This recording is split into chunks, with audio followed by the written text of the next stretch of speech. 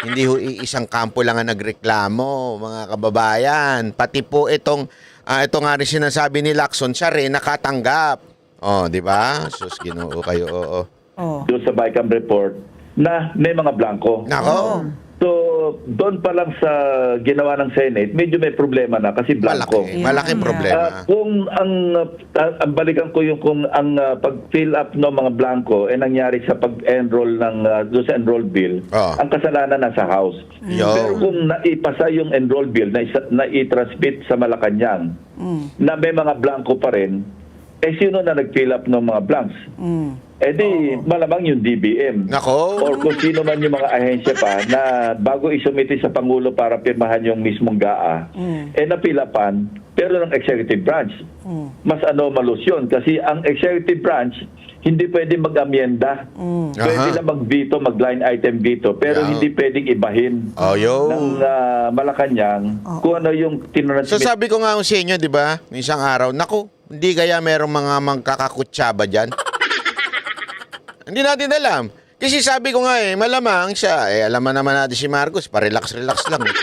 So, baka mamaya pinaiikot siya ng mga tauhan niya. Hindi, ako ito, seryoso ito. Let's give a fair and unbiased opinion on this. Baka malamang talaga, tama naman yung sinabi ni Marcos.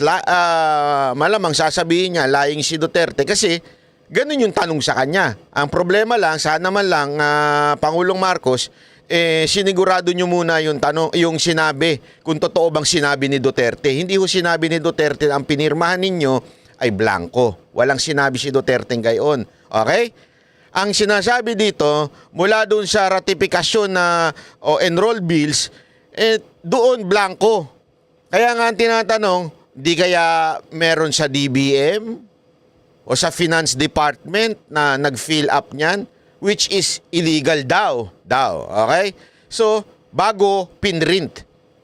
Or, baka naman hindi nangialam ang DBM, hindi nangialam ang Finance Department ng Malacanang. Before the printing, dumaan muna sa isang opisina. Di natin alam kung kaninong opisina yun. Yeah? Dumaan sa opisina at sinabing, Gago! Sir, ipiprint na natin to. Ano ba ang galagay natin dito? Gago! Blanco kasi.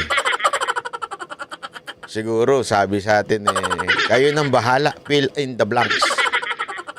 Baka ganun, hindi natin alam, okay? Sa kanyang enroll bill, hindi pwede mag-amyenda. So yun ang dapat tingnan natin. Madali lang namang makita yan.